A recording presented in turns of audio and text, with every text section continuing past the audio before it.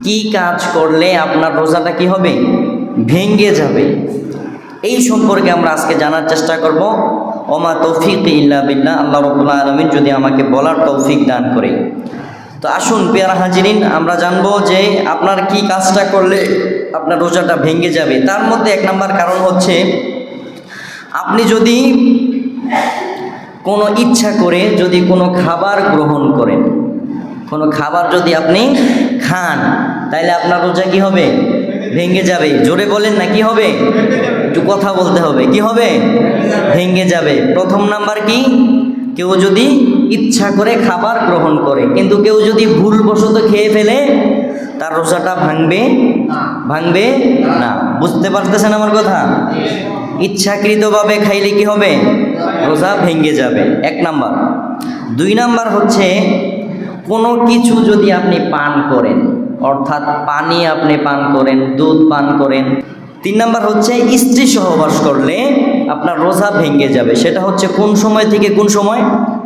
আপনার সাহারির পর থেকে ইফতার পর্যন্ত আপনার যত ধরনের যৌন চাহিদা রয়েছে সব কিছু বাদ দিতে হবে। এটা হাদিসের মধ্যে রাসূল সাল্লাল্লাহু আলাইহি সাল্লাম বলেছেন যে আমরা যেহেতু রোজাদার, আমরা চাইলে যে কোনো সময় যে কোনো কাজ করতে পারি না। আমাদের জন্য রোজা রেখে কিছু কিছু কাজ আমাদের নিষিদ্ধ করা হয়েছে, যে এই কাজগুলো আপনি রোজা রেখে করতে পারবেন না।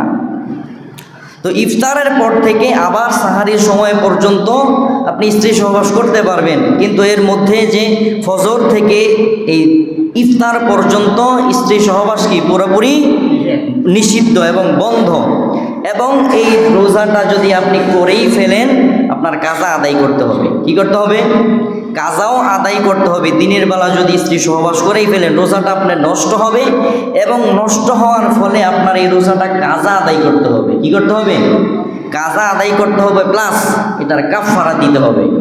কাফারা কি?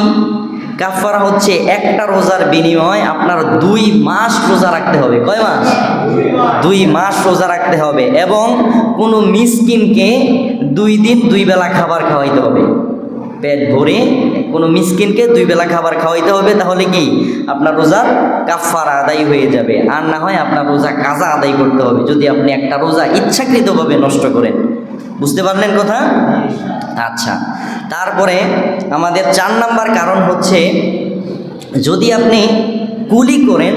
আমরা রোজার সময় অনেকে কুলি করি, গড়গড়ার সাথে কুলি করি না? এই কুলি করার সময় যদি আপনার মাথায় পানি উঠে যায়, অথবা অতিরিক্ত গড়গড়া করার কারণে আপনার পানি যদি নিচে চলে যায়, তাহলে আপনার রোজাটা কি হবে? ভঙ্গ হয়ে যাবে। বুঝতে পারলেন? তাইলে রোজার সময় গড়গড়া করে কুলি করা যাবে না। তাইলে রোজার সময় সাবধানতা অবলম্বন করে আপনার কুলি করতে হবে। বুঝতে পারলেন? তারপরে হচ্ছে যে আমরা অনেক বৃদ্ধ বাবারা আছি, আমরা রমাজান আসলেও, আমাদের রমাজান ছাড়াও রমাজান আসলেও আমাদের নাকে এবং কানে কিছু ড্রপ ব্যবহার করতে হয়। হয় কি না? বলেন না, হয়নি? এই যে ড্রপ অনেকে আমরা ব্যবহার করি নাকে এবং কানে, করিনি? তো নাকের সাথে কিন্তু আমাদের একদম পুরোপুরি সম্পর্ক আছে, খাদ্যনালীতে চলে যাওয়ার সম্ভাবনা অনেক বেশি। এই জন্য আপনি রমাজানে সাহারি থেকে একদম ইফতার পর্যন্ত ড্রপটা না ব্যবহার করাই কি ভালো। আপনি সাহারি, ইফতার, সারা রাত যতক্ষণ মন চায় আপনি এই ড্রপ ব্যবহার করতে পারেন। শুধু রমাজানে রোজা রেখে আপনি যে দেখা গেছে যে আপনি অতিরিক্ত ড্রপ দিতে, অল্প দিতে যে অতিরিক্ত পড়ে গেল নাকের মধ্যে অথবা কানের মধ্যে, সেটা আপনার কণ্ঠনালীতে অথবা ভিতরে চলে গেল, তখন আপনার রোজাটা কি হয়ে যাবে? নষ্ট হয়ে যাবে, ভেঙে যাবে। এই জন্য যারা ড্রপ ব্যবহার করেন তারা সাহারি এবং ইফতার এবং রাতের মধ্যেই আপনারা এই ড্রপটা নিয়ে নেবেন। ঠিক আছে? বুঝতে পারলেন? তারপরে রোজার নিয়ত না করা।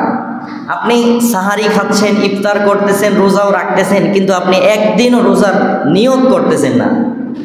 রোজার নিয়তটা যে আপনার নাওয়াইতুন আসুম্মা গদাম মিন শাহরি এইটাই পড়তে হবে, বিষয়টা কিন্তু এরকম না। আপনি মনে মনে চাইলেও কি নিয়ত করে নিতে পারেন। মনে মনে আপনার নিয়তটা করতে হবে যে আমি রোজা রাখতেছি, অথবা আগামীকাল আমি কি করব? রোজা রাখবো। এটা আপনার আরবি নিয়ত না পারলেও সমস্যা নেই, কিন্তু আপনি মনে মনে আপনার নিয়তটা করে নিতে হবে, তাইলেই কি আপনার রোজাটা হয়ে যাবে। আর যদি আপনি রোজার নিয়ত না করেন তাহলে আপনি না খেয়ে থাকলেন, সাহারি করলেন, ইফতার করলেন, কিন্তু আপনার রোজা হবে না। তার মানে কি নিয়ত করতে হবে। তারপরে হচ্ছে 7 নাম্বার, সেটা হচ্ছে ইচ্ছাকৃতভাবে আপনার মুখ ভরিয়া যদি বমি করেন, যদিও আমরা এটা কেউ করি না, তারপরেও সৌদি আরবের কিছু আলেম ওলামা এই মাসালাটা বলেছেন, যদি ইচ্ছাকৃতভাবে কেউ যদি বমি করে তাহলে তার রোজা ভঙ্গ হয়ে যাবে। কারণ ভূমি আমাদের বাংলাদেশের যারা হুজুর আছে, যারা বড় বড় মুহাদ্দিস আছে, তারা বলছে যে ভূমিটা করলে সেটা তো আর আমাদের ভিতর থেকে, বাহির থেকে ভিতরে কিছু যায় না, যেহেতু ভিতর থেকে বাহিরে আসে। এটা বাংলাদেশের হুজুররা বলছে এটা রোজা না ভঙ্গ হওয়ার একটা সম্ভাবনা আছে। কিন্তু সৌদি আরবের আলেম যারা বলেছে, তারা বিভিন্ন কিতাবাদি থেকে নোট করে, তারা একটা হাদিসও তারা দলিল সম্পর্কে করে। তো সেই হিসাবে আমরা জানতে পারলাম যে মুখ ভরিয়া ভূমি যদি কারো হয় তাহলে রোজা কি ভেঙে যাওয়ার সম্ভাবনা অনেক বেশি। তাহলে এই কাজ থেকে আমাদের বিরত থাকবে, পারবো তো ইনশাল্লাহ? আচ্ছা, তারপরে হচ্ছে ইচ্ছাকৃতভাবে কেউ যদি বীর্যপাত করে, কথা বুঝতে পারলেন? ইচ্ছাকৃতভাবে কেউ যদি বীর্যপাত করে, সেটা হচ্ছে ধরেন হস্তমৈথুন হোক অথবা মাস্টারবেশন হোক, যেটা আমাদের যুবকদের মধ্যে বর্তমানে একটু বেশি দেখা যাচ্ছে। তো আমি বলতে চাই যে ইচ্ছাকৃতভাবে কেউ যদি বীর্যপাত করে তাহলে তার রোজা ভেঙে যাবে, এটা করা যাবে না। কারণ রোজা রাখবো আমরা কার জন্য? আল্লাহর জন্য, আল্লাহকে সন্তুষ্ট করার জন্য, আল্লাহকে খুশি করার জন্য। অতএব আমাদের এই কাজগুলো থেকে বিরত থাকতে হবে, পারবো তো ইনশাআল্লাহ?